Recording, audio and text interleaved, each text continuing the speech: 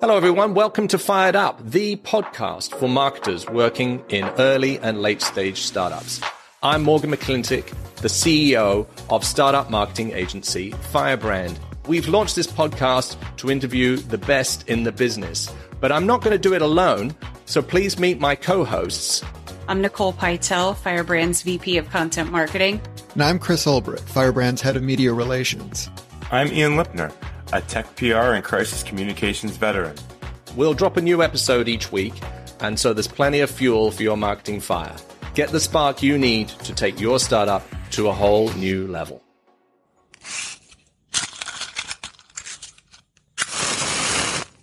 Hello and welcome to Fired Up, the startup marketing podcast, where we explore trends and provide tips about building brand and driving demand for your startup. My name is Morgan McClintock, and I'm joined today by Nicole Pytel. Hey, Nicole. Hey, Morgan. Hey, everybody. How you doing? Good to see you. Good to see you. So what are we going to talk about today? So today we have a very exciting guest. We have Rick Robinson, who I personally like to refer to as the godfather of out-of-home advertising. I don't know if that's his official title, but super excited to talk to him because it's not something that startups think of a lot, but there's a lot of opportunity there. We're going to dig into all of that with Rick. Right. So for those that don't know him, let me just introduce Rick. So he's the CEO of PJX Media, and they're an independent out-of-home media agency.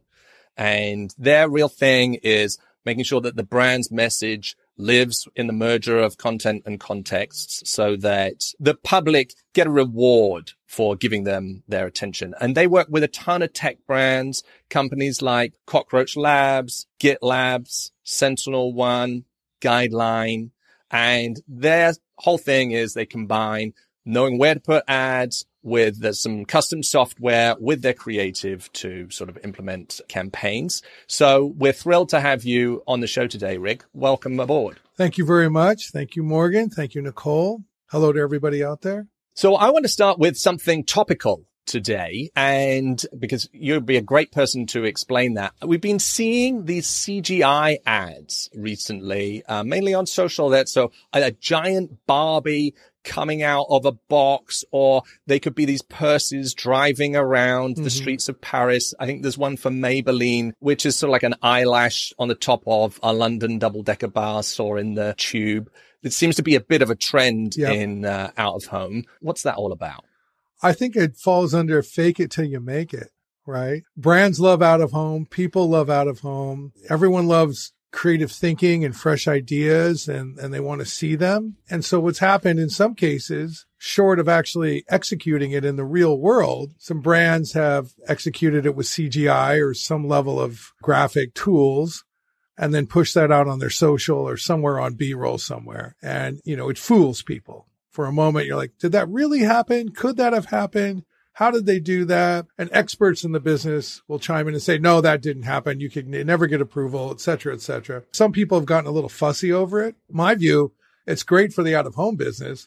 It shows a desire to want to put forward unique and engaging messages in the public space, creating some theater on the street. So I'm all for it. I think the interesting outcome is that the more this happens, more value will be given to doing it for real. It's like, oh, yeah, that's cool, but that wasn't real. Come to me when you've done it for real. I think it's a good thing for the medium and for advertising marketing in general. But it's not really out of home. Would you classify it as out of home? Or is it just really content? And is it really classic out of home? I guess you could classify it as content officially, out of home like. I think those distinctions really only matter if they're trying to enter it for an award show. All right. Then you'd have to call it out. But what I see happening here is a new category for award shows called fake out of home, because there's a legitimacy to it in a way, because it creates interest. It creates conversation. It is an unexpected outcome it speaks to how out of home is amplified in social media. And that is a thing. Take a picture of something cool you saw on the street, putting it on your social. And this is what this feeds into. So it should be a new category. A new category it can. There you go. Fake out of home.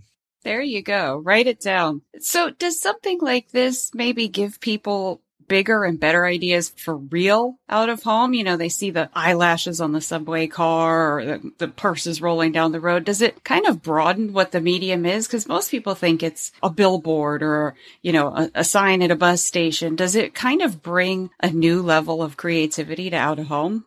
It speaks to what's possible. I think it inspires is what it does. Like, hey, maybe that could be done. How can we do that? If not that, what else can we do? And it's a reminder of really the unlimited palette of the out-of-home medium. So actually, that's a great point. I mean, when we talk about out-of-home, the name gets bandied around a lot. What does that typically involve? Just set the scene for us a little bit.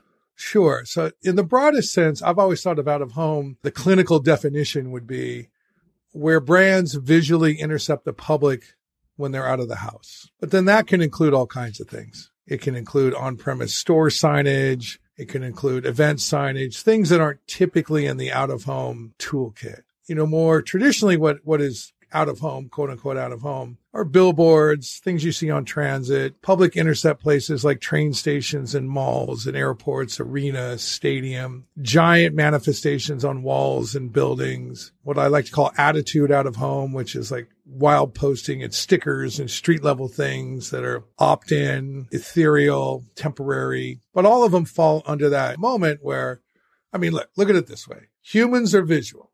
We remember most of what we see versus what we hear. Humans are social. We go out of our house. Brands want to reach humans. Therefore, out-of-home exists. There's the model.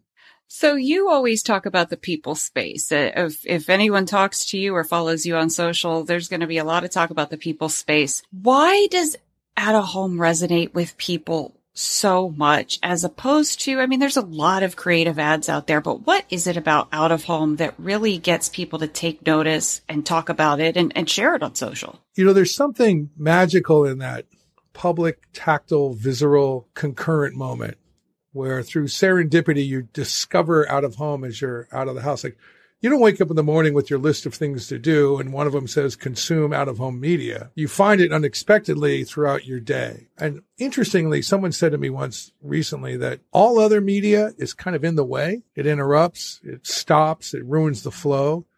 Out-of-home is a way in. It's polite, it's chill, it's there. You can look or not look. It's in the public domain. It's like sculpture in a park in a way. And if it's targeted and if there's this merger of content and context and creativity and moment and place, when that all comes together and people feel like it's added to their experience, their moment, then they love it. And there's just something about a great billboard that people love. Whether it delivers intrigue or humor or some level of discovery, they like it. They want to show their friends. They'll talk about it. You know, it's interesting when you talk to people. I've been in the quote billboard business, out-of-home business my whole career. When I tell anyone, my doctor, anyone, hey, I'm in the billboard business, they all have a story. You know, I remember there was a board I saw somewhere recently, blah, blah, blah. They never say that about an online ad. So there's just this physical thing that happens when we see it concurrently. It's a one-to-many medium, but it's intimate one-on-one. Love that. I think that's why out-of-home has that gravitas that you really can't find anywhere else. Love that. Love that. So we talk about the people space. Some people think, you know, maybe this is the big people space. This is only where the big guys get to play, the big budgets, you know, the big departments, the big companies. But how can startups take advantage of out-of-home? Well, you know, it's about being surgical, right? You don't need to be Apple spending $200 million a year in out-of-home to make a difference. Some of the brands we just noted that we work with and others work with spend less than 7 figures. And we've had brands start out spending $50,000 or $20,000. So you can get into it for a relatively low amount of money. What you've got to do is think of it very precisely. Exactly where do I want to be? Why and how can I be there? And then you can find ways to show up that are affordable. So I think it's accessible to all budgets.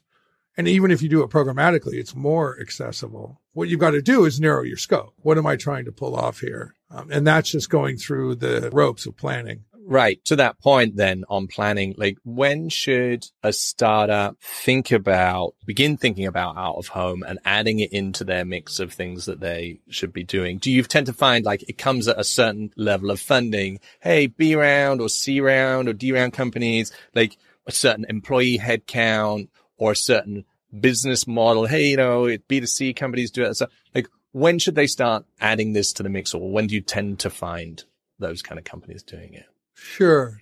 So if we looked at patterns, usually it's Series B, C, and beyond, but that's such a loose measurement. I would say more specifically, it's when they want to show up, when they want to have proof of life. And that could be for their employees. Hey, we exist and we've got this piece of out of home on a certain roadway because we're here. And this proves it to everybody. Because there's a level of confidence and vulnerability that happens when you put a message out that's there 24/7 every day, day in, day out. You're saying, hey, I'm taking a stand. I mean it. This is my story. I'm sticking to it and I'm not backing off. There's something in that. You want to show up for your employees. You want to show up for your sales team. We have startups, in the tech space that'll want to do things in airports because they want certain C-level decision makers to see them and they want their salespeople to see it. Or maybe you want to show up in certain cities for your potential customers to see it. You can do customer-based targeting.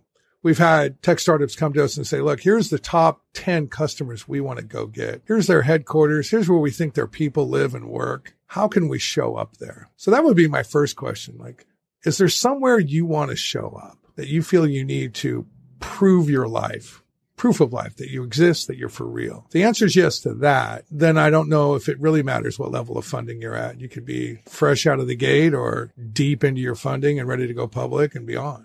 Right. I like that concept. So that's probably why the strategy behind some of these billboards along the 101, where there's not a campaign necessarily. It's a one-off billboard, proof of life, a statement of intent. Absolutely.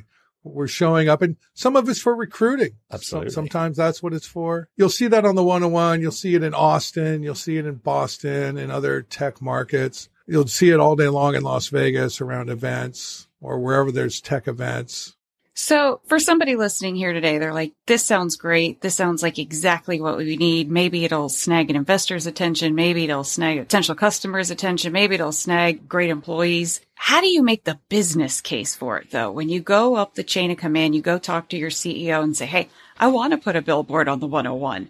How do you make that business case, especially in a startup where every single penny counts? Well, look, at some point, especially if it's showing up for qualitative reasons, that's usually the CEO's call, and it's a gut level call. I think we need it. I feel we need it. This is a leadership decision, and I'm making it. And sometimes it's just that simple. In other cases, it's the experience of, let's say, the CRO. We need to support the sales team. We're going to do this. And how am I going to measure that? Well, I can look at things like anecdotal feedback. I can look at things and say, are my sales team members realizing more meetings? Are they getting more, are their emails getting opened more often? Are we seeing some lift that's in sync with this increased awareness? So you put up a campaign, let's say in 10 airports trying to reach decision makers in key markets, and you've done all the research to be in the right markets and all those kinds of things. And you do that.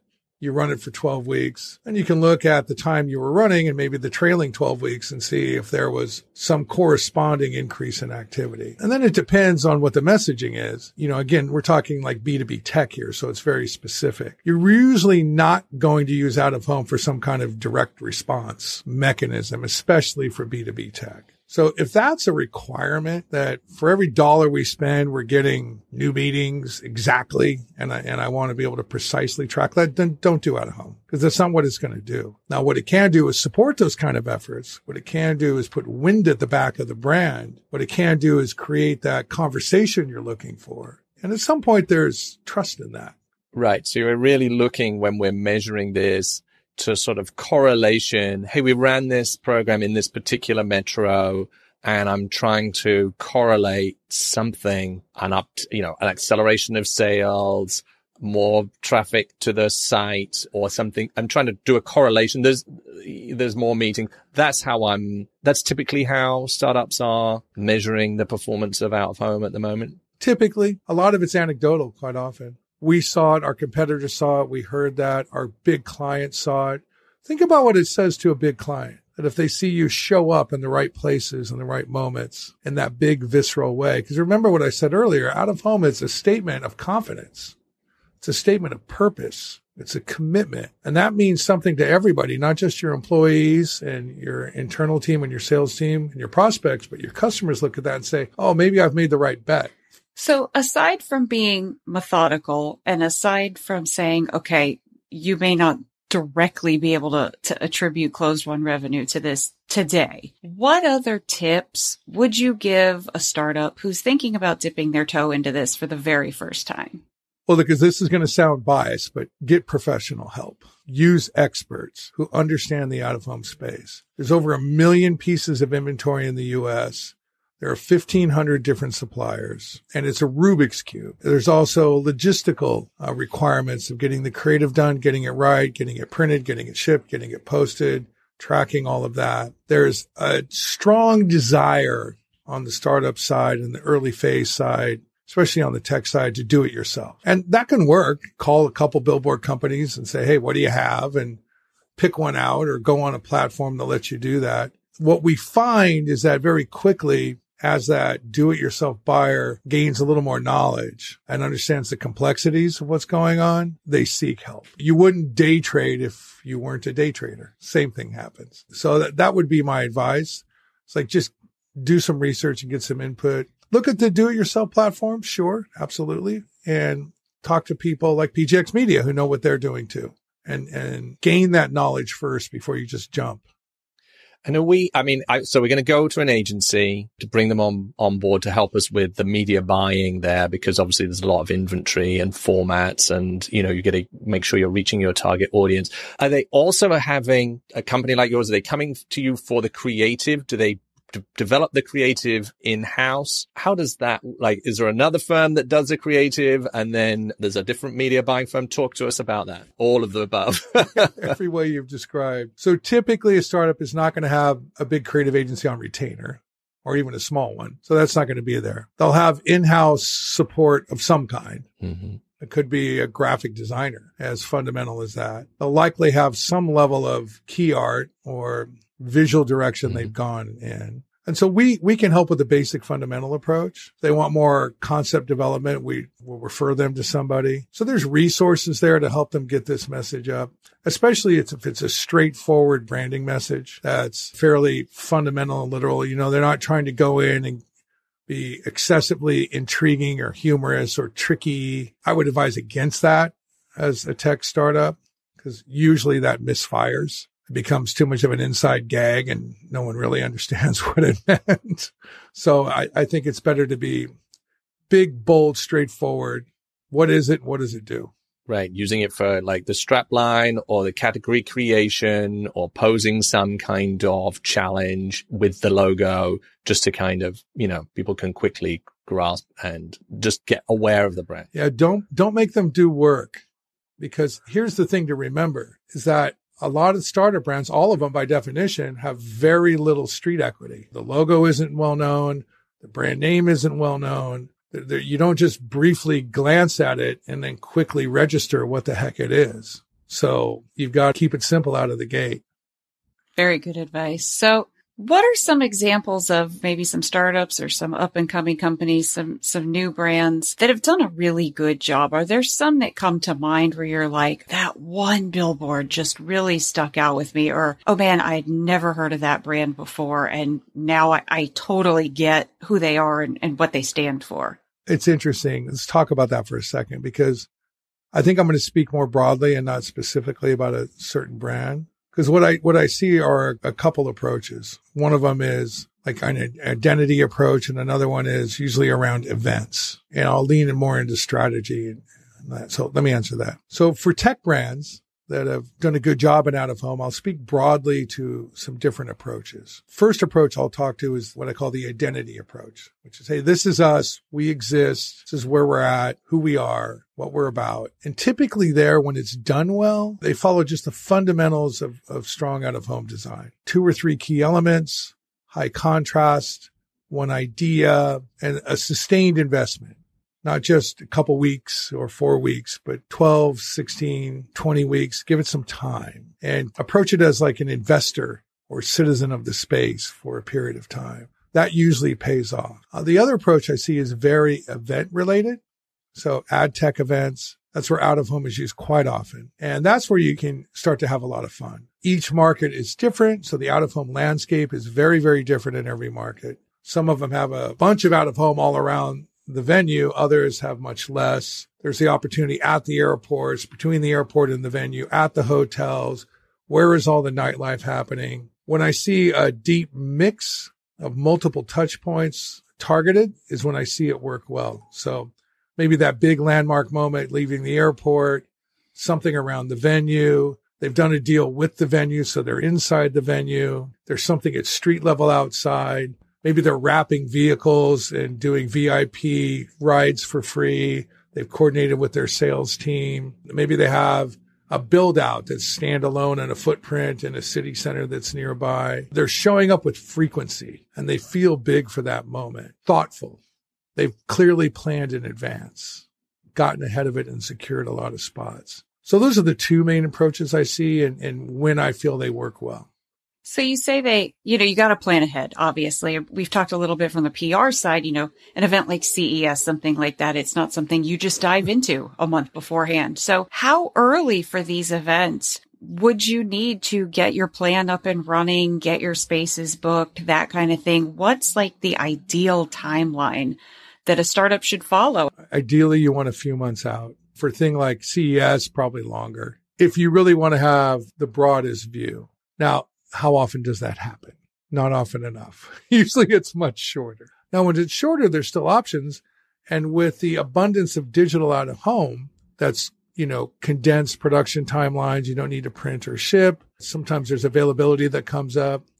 So you should always check and always have someone who's advocating for you in that space, checking every day because things happen. Brands pull out. There's room that appears that maybe wasn't available a few weeks ago and now it's come available. There's always a lot of non-traditional options you can do at any time as well. Any of the wrap things or digital trucks or opt-in or temporary media, that can have a much shorter planning window. Yeah, and that seems to be where we're talking to the pros really comes into play, because if you're trying to DIY this in-house, you're not going to think of stuff like that, or you may not have the connections to make it happen. So it sounds like, the pros are going to be able to say to you, okay, well, option A, it's too late for that, but here's a B, C, and a D that you can go with. And that's what you'll get. You'll get scenario planning, and then you'll be fully informed, decide which way you want to go with an investment. And then you'll have the chops to execute quickly, which no matter what, if you're doing it in-house, they're distracted. Right. Absolutely. And what about, you've talked about advice that startups should think about, hey, commit to it if you're going to do it, commit to it for 2 or 3 months, really be active in it. So that's one thing. What about mistakes that you've seen brands make that they should avoid? For instance, we did some around events. You just talked about events. Often an event will have like a sort of a perimeter around it where they don't want advertisers to advertise it unless it's being controlled centrally through the event organizer, and you can run into hot water there. What are some mistakes you've seen? Mistakes I've seen in general, not looking at everything, right? So kind of grabbing the first thing that comes along, because there are levels. There's the big inventory that you can get in advance. There's the opportunities you can get at the last minute because you've kept looking. There's the opportunities you can get on site at events through the promoters and the event venue, which are usually separate. So that can create issue. I've also seen, and this is speaking to events again, you mentioned it, not following the rules. That can create a problem too. If they don't want a branded wrap car and then you show up anyway and you have your brand ambassadors in there and they're trading passes and pushing the line. Depends on how you want your brand represented. Most of the time, it's not going to have that much impact for the brand, but it could have a problem for your employees and the people you hire to help you there. And so I've seen that backfire and, create negative outcomes. I would say fundamentally, and this goes for all out of home, whether it's tech or consumer facing brands, when you go to out of home and you remember this, it's not about you. It's not about your brand. It's about the public that you're going to get in front of. So if you start there, it's about them, not us, and trying to understand empathetically what they're doing, where's their head at, what are they about, where they're going, what's their agenda, that'll lead you to the right kind of messaging. And then from an investment point of view, I've always offered that if you think more like a citizen of the space and an investor of the space, like with that mindset versus a tourist or a consumer, you're going to make different decisions. And those decisions will come through in terms of how you're represented in those moments, whether it's a big billboard on a freeway or at an event or covering airports or being in downtown part of a city or whatever it might be, targeting prospects. It's just the mindset that will impact the quality of the execution. Well, perfect. And now, what about, just as we wrap this section, talk to us a little bit about some of the trends that you're seeing in out of home right now. We just talked about CGI, but what are the other things that you're seeing, whether it's in types of measurement or what have you? What are you seeing today? What's happening in out of home that everyone's seeing, because we are a public medium that, there's nowhere to hide, right? When it comes to out of home, is much more digital. All right. So you're seeing new screens happening really everywhere. City centers, big screens, small screens. They're on top of rideshare cars, in train stations. Actually, we just bought a campaign inside a rail car on the New York subway where typically it has paper, and they were now digital screens with video on it. So more and more screens. And so that's a very fascinating development and is creating a lot of unexpected outcomes.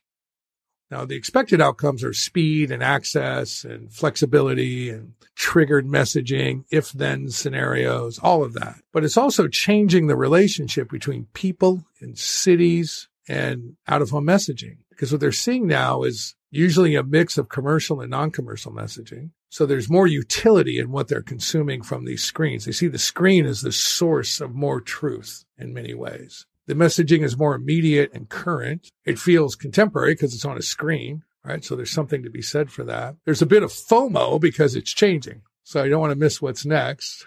Right. And there's this expectation that something important is going to happen. So that digital is a huge thing. The other trend I see happening is the changing relationship between the out-of-home companies, the media owners, and the cities and the private and public partnerships they're creating, which there's more revenue sharing, there's more non-commercial messaging. What this is doing is allowing for new inventory to get built, like the Sphere in Las Vegas. New digital screens on the Sunset Strip. The purpose of these screens, there's the TSX screen in Times Square that opens up and has a stage on it. So you're just seeing more digital, more use cases, changing relationship between people and the screens and what they expect. So that's what's happening from a hardware point of view. Now, adjacent to that is the rise of the value of printed out of home, because that's now becoming more distinct in its purpose, because that's saying I have 100% share of voice. I own this and I'm not going anywhere. It's interesting. Apple invests $200 million a year in out of home and never on a digital screen. That's ironic. Very ironic. Shows the power of the printed message.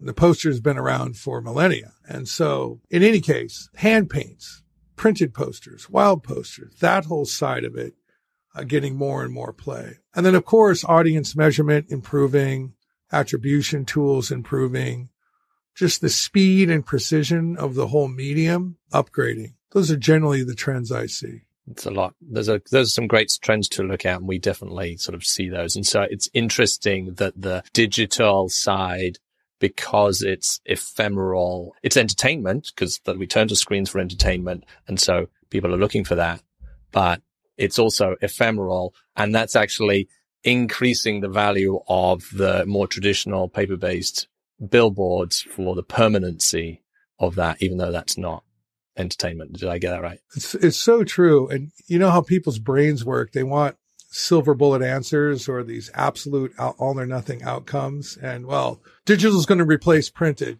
Oh, we'll see. We'll see. We'll see. One of the most unexpected outcomes is how out of home has become this amplifier for social media. And I don't think we saw that coming.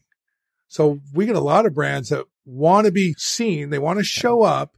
So let's speak in the context of a B2B tech brand. They want to show up at an event with a piece of out of home to be there, but they also want the picture that they can then share on their social and in their channels. It's kind of like why people do the fake out of home, right? It's sort of the same reason. So again, going to your proof of life, I've put up my billboard on the 101. Not everyone lives or goes up the 101. So I'm going to take a photo of it and share it on social. And we see on the digital billboards, it's been up for like 30 seconds and they take a photo and then it's permanent on social. And that's really the deliverable, not the 30 seconds that it was on the digital screen in Times Square. It's this added thing that we didn't expect. It's an added outcome. Now, another thing that's happening in reverse, this is more consumer based, but I see this potentially happening everywhere, is that campaigns that are socially native that start on TikTok or wherever, they're now being extended into digital out of home real time. So it's on TikTok or it's on Instagram or wherever it is. And it's showing up in digital out of home in targeted places because there's evidence that says when I see it big and then I see it small on my phone, it's got more power. Oh. So out of home's become the influencer there almost. It's almost a social influencer. It's fascinating. Again, it goes back to that shorter headline that I like to use, proof of life, the legitimacy that comes from that. Nothing like the real thing. Right. Am I seeing signal on, are brands testing signal and creative on TikTok and Instagram and sort of seeing if there's signal there and then leveling it up to out of home because they can do it sort of quickly and digitally? Or are they planning this to be both run in parallel? How are they using that? It's finding its way right now. I think what's really happening is that all of these digital out-of-home screens, which are everywhere, from the gym to the coffee shop to the elevator to Times Square, the subway, everywhere, all over our lives, especially in urban centers. I don't look at those anymore as the screens, plural. I look at it as the screen, singular, because now through DSPs, you can access all of it immediately if you wanted to. It's actually the most powerful screen in our world. It reminds me of back in the 50s when there was a television in every home. Remember, there were 3 networks, and if you wanted to reach half of America, you just were on one TV show. Well, that's all fragmented and gone. It's not like that anymore at all. But you can, through digital out of home, reach everybody immediately if you want to. The brands just haven't figured that out yet. The evidence of this was last year about the war in Ukraine. There was a grassroots campaign where blue and yellow was on every single digital screen globally. Showed the power of the medium overnight, whether broadly or targeted. Brilliant. So the aggregation of all those screens is sort of now creating one sort of surround way to reach everywhere. One big opportunity, and it's aggregation in the whole or aggregation in the precise. So maybe I just want to aggregate them up and down the 101 in South of Market, San Francisco, right? Or I just want to aggregate everything within 2 miles of the Las Vegas Convention Center. So it can happen, that can flex from a street corner to the world. Great. Thank you for that. I'd like to move on to our next section, which we like to call Smart People, Dumb Questions. And I literally have a bag of dumb questions here right in front of me. Fire so I'm going to pick. I'm going to try to be smart. Well, you are very smart, so I'm going to pick one of these dumb questions out at random. Oh, what is your weirdest pet peeve? I wasn't ready for that one. My weirdest pet peeve. Oh, gosh, I don't know if it's weird. My weirdest pet peeve. I don't like it when people say no to anything. Like when they don't try or when there's this like immediate dogma. Like, is that a pet peeve? I don't know. It just drives me nuts. I just start like losing my mind completely. Because I figure you're here, you're functioning, you're breathing, you're standing upright. Most likely you're educated. Like, try. That's a good. So that spirit of what if and say yes, when that's not there, it drives me nuts. See, that was a smart people, smart answer too. I know. Good motivation. We're trying. Here's our next one. What's your favorite superhero and why? It isn't like a Marvel superhero. This is people who make me think and who came from a hard place. So I look at like Helen Keller or Maya Angelou, people like that, some sort of limitation. And like Helen Keller has a quote that says, life is a daring adventure or nothing. Like she said that. I have all my tools. There's like no room for me to whine now. Okay. She said it's a daring adventure. I've got to buy into that. Right? That's superhero to me. I agree. What's the most dangerous thing that you have ever done? I don't know if I'm going to tell you that. That you can share with everyone. I don't know if I'm going to tell you that. I think the thing that scares me the most is hubris. That's for sure. Whenever I feel that coming, and I'm certainly not immune from it, that frightens me. There have been several times in my career where I've done the thing everyone's told me not to do. Now, was that dangerous? I don't know. I mean, I can remember once I was a sales guy at a billboard company and I was up for the big sales job and, it was a lot of money at that time. And I said no. And I took a job in the creative department, which was like half the money. And I was told that I was ruining my career. And that wasn't the case. Well, seems to have worked out. So it worked out okay for you. Yeah, it's funny. So thank you for those. Our next section's called Fired Up 5. And Nicole, we're going to ask you some rapid fire questions. Fire away. I'll try to be quick. Short answers. And Nicole's going to lead us through that. I love how he keeps saying fire away. Just it fits with the theme so well. So Fired Up 5. So we've got the questions. You give us 1 or 2 sentences. First off, what would you do if you weren't in out-of-home advertising? I would probably be a preacher or a politician. That's a wide spectrum right there. But something in the public eye where I was trying to influence others. No doubt about it. What's the best career advice you were ever given? Man, in varying ways, just to trust yourself. And the other one is to say yes a lot. What's the tool you cannot do your job without? My own mind, my willingness. I think you find your way around the other tools, right? Take away the internet. I'll send smoke signals, right? I'll come over to your house and knock on the door. But I think the strongest tool is how your synapses fire and connect things in new ways. Like the thing I would never want to lose is my passion. That's what I value the most, is that I get excited about things. I'm thrilled that I was blessed with that. What hot trend have you got your eye on right now? I don't know. I don't know what hot trends are. I think the thing I'm most curious about is how we're going to figure out how to work together going forward. We were in offices, then we weren't in offices, and now we're sort of faking it, trying to maybe be in offices sort of sometimes. Certainly we love the flexibility of doing what we're doing on these video calls, but we lose a lot of that human touch along the way.